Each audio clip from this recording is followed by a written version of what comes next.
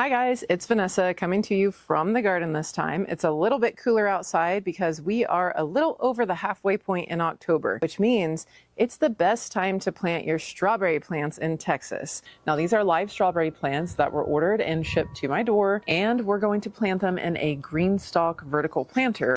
And yes, that means we're planting in October and we're starting to harvest in late spring to early summer. Now you could do bare root strawberry plants, which are basically what was once a live strawberry plant and then now looks like a shriveled up dried root. And it's the way that you actually would mostly find asparagus crowns as dried roots in a bag in a little bit of dry peat moss.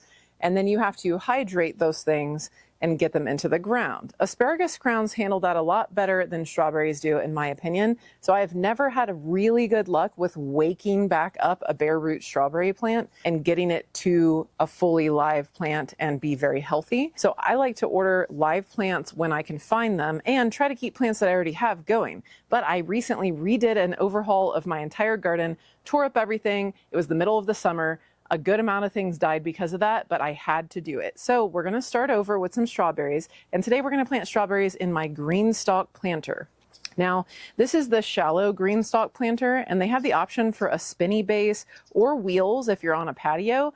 And it does have the option for irrigation to clip onto this as well, because it has a water reservoir on top that you fill. And so it has the option to do an automated version of that, or you just fill this and it trickles down through the middle. So let's go over what the growing season looks like for strawberries in Texas, because growing strawberries in Texas can be challenging with the heat and humidity, and understanding how strawberries can be perennialized versus replanting them every year can be very important to having success with a continuous crop of strawberries so that you don't have to keep ordering them every year. Now, why would you plant strawberries in October right before winter happens and then hope to get a harvest in the spring? Well, with strawberries, we need to let them get established, and our winters are pretty mild compared to other places. We would not want to establish a regular perennial plant like a fruit tree or an herb going into the most feral time frame for us, which would be in the summer. So winter is the best time to plant things like fruit trees, berries, and perennials. Because of these mild temps, it allows their root systems to actually establish without things being as chaotic above the surface of the soil. Now, are strawberries perennials?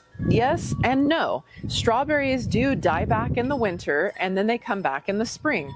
But a mother strawberry plant that is 3 years old or more will start to produce less and less or eventually die off. So the way that strawberry patches can continue to grow in your garden is by them sending out runners. Runners are an arm that comes out of the plant once it's done producing berries for the season. That arm has a little elbow. That elbow will root down into the soil even without you helping it most of the time, and that will create a new plant. Eventually, the umbilical cord from that runner to the new plant and the mother plant will die off, or you can trim it as soon as the roots have formed.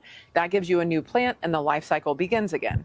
Now, it can be a little stressful when we plant strawberries in the fall going into the winter because we're planting them knowing they're going to go into dormancy. And dormancy looks like leaves turning red and brown and sometimes falling off. That doesn't mean there's anything wrong with the plants, and your goal is to make sure they stay mulched well and watered adequately to supplement any lack of precipitation we may be getting in the south over the winter months. The next biggest hurdle is actually just to make sure you can oversummer them. Oversummering your strawberry plants just requires a little bit of care and attention, and it's something that I do for my garden anyways, and that is to put up shade cloths. Now, it depends on where your berries are planted, but if I have them in a tower or vertical planter where I can move them into a better part of the yard as the sun shifts throughout the seasons, that's my first game plan that I'm going to do. But if I cannot move where they're at, like they're in a stationary raised bed, then I'm going to put up a shade cloth over the entire area or use a PVC structure like this to drape even just a bed sheet over them.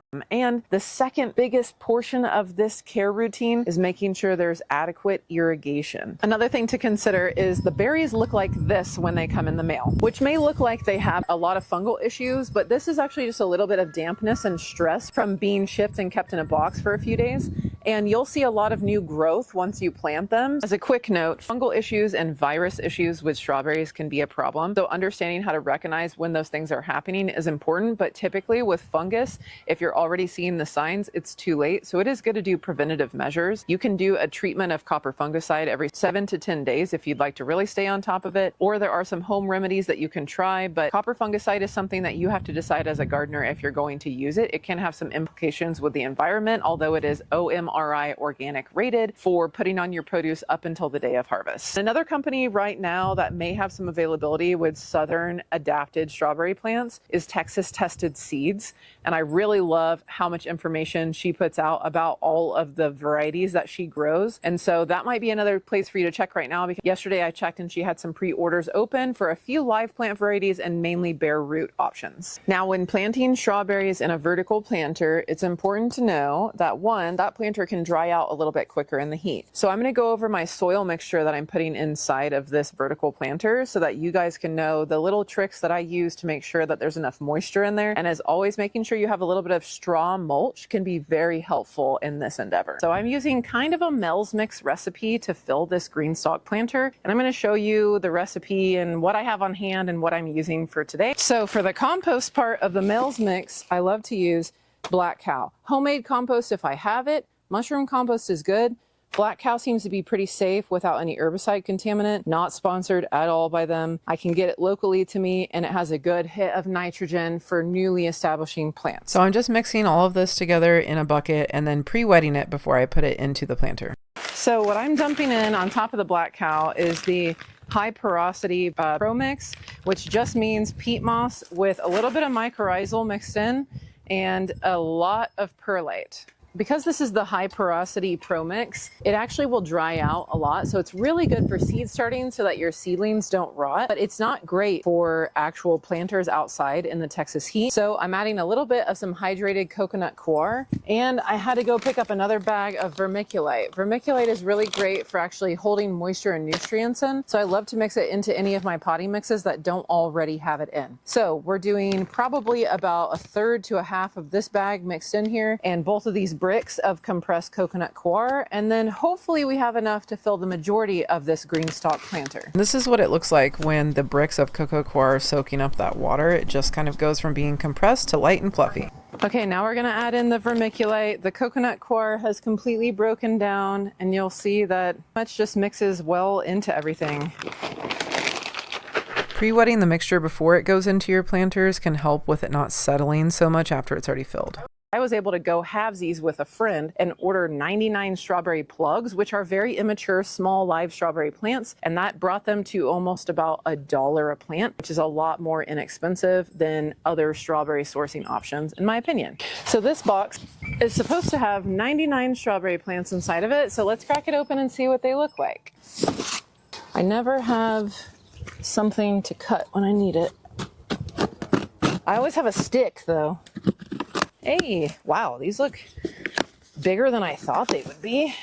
I definitely left them on my porch for like 3 days, guys, okay? I should not have done that, but here we are. They definitely have a lot of moisture inside, but they're looking pretty good. Like, I mean, this is a live plant that's been shipped, so I don't expect it to be amazing. But yeah, these are all Camarosa varieties of strawberries, which are great for growing in Texas. Strawberries have three main categories of types of strawberry plants, and the varieties go within those categories. The three main types are June-bearing, which are short-day varieties, ever-bearing, which are long-day varieties, and hybrid day-neutral varieties.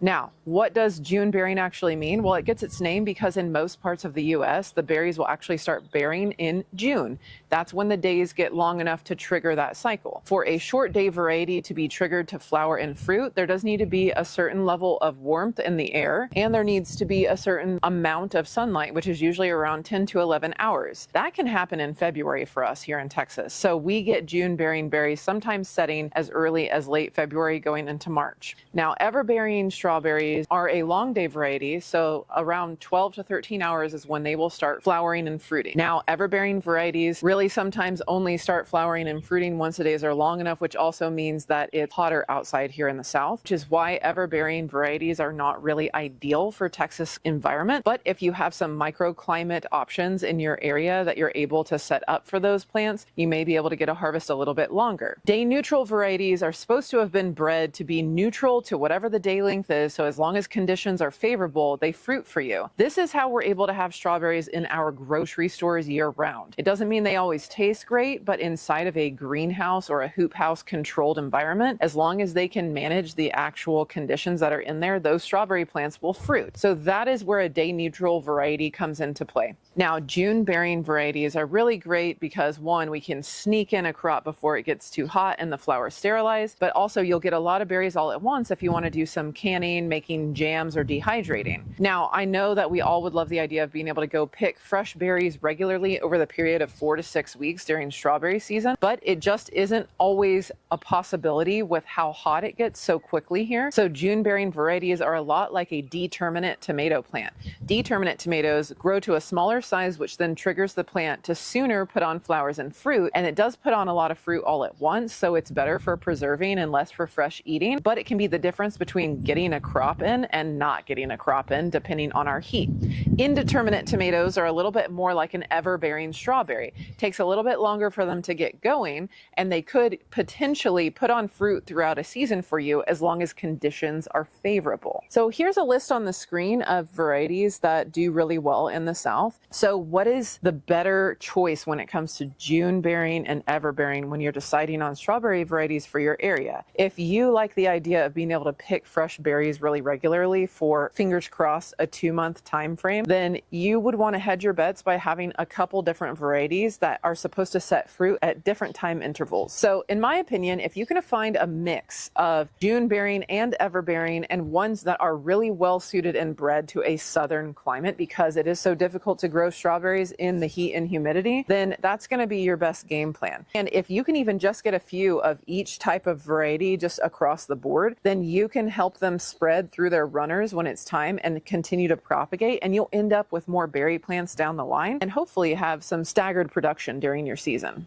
So this is what the plugs look like. So I'll have a couple ugly leaves on here, but overall they have really good established root systems, and this was 99 cents for this. I'm excited to get these going in my greenstalk planter. This holds 42 plants, so I'm excited to get 42 strawberries planted. The reason I'm planting strawberries vertically in a planter is because I actually just don't have a raised bed dedicated to them. I did grow strawberries for the last 2 years in a raised bed, and they did really well for me, so I really like putting them in a raised bed, but I'm able to fit more strawberry plants in a vertical planter, and because I'm going to have irrigation set on this planter and it's in an area of the yard where it doesn't get blasted by the sun, I'm really hopeful that I can get some really good berry production, but the real test is going to be once we get into the summer heat, how cool am I able to keep the temperatures in the soil of that planter?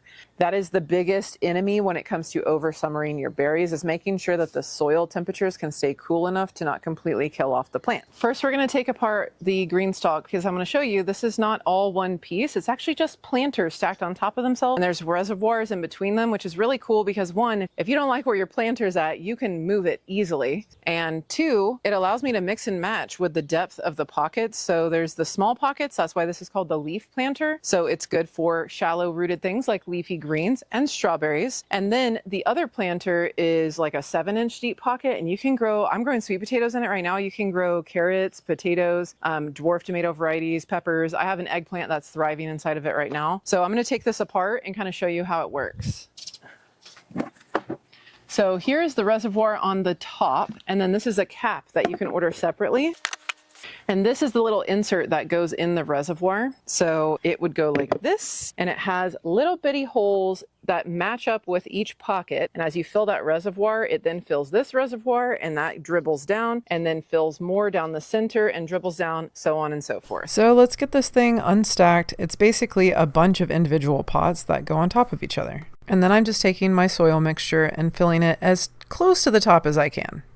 I was able to fill completely 6 layers of the greenstalk, and I ran out of my potting mix, and I could have spread it thin amongst all the layers, but I'd rather just go get a little bit more, maybe like an individual bag of potting mix and fill it up. But I need to go ahead and get some of these strawberries planted. So we're going to go ahead and plant them in the greenstalk, pick where I'm going to put the greenstalk in my garden, and then get it all put together. So you can see down here, I've made a little bit of a platform with these bricks, and this area gets a little bit of shade until the afternoon time frame, and then it gets a good amount of sun. I'll eventually be getting the spinner base that goes at the base here, but because I can move this tower as much as I want, this is where I'm putting it for right now.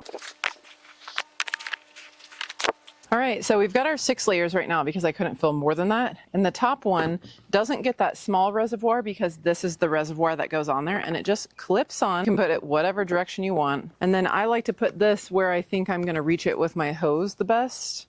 So probably right there. Let's get our strawberries put in. So the biggest thing is just to make sure that I'm making a small divot where I'm putting the berry plants, but not to bury the crown of the plant, because that will make it rot. So right at the surface of the soil level is where we're putting that root crown where it comes out. This is how you fill it with water. Oh, not like that. And then it trickles down and waters down into the basin. Let me give you a look at that. See that dripping? That's how it waters. So it'll water right at the root zone. My greenstalk is full of strawberries. We got it all planted out, and I hope that this video has helped you learn a little bit more about growing strawberries in Central Texas and in the South in general.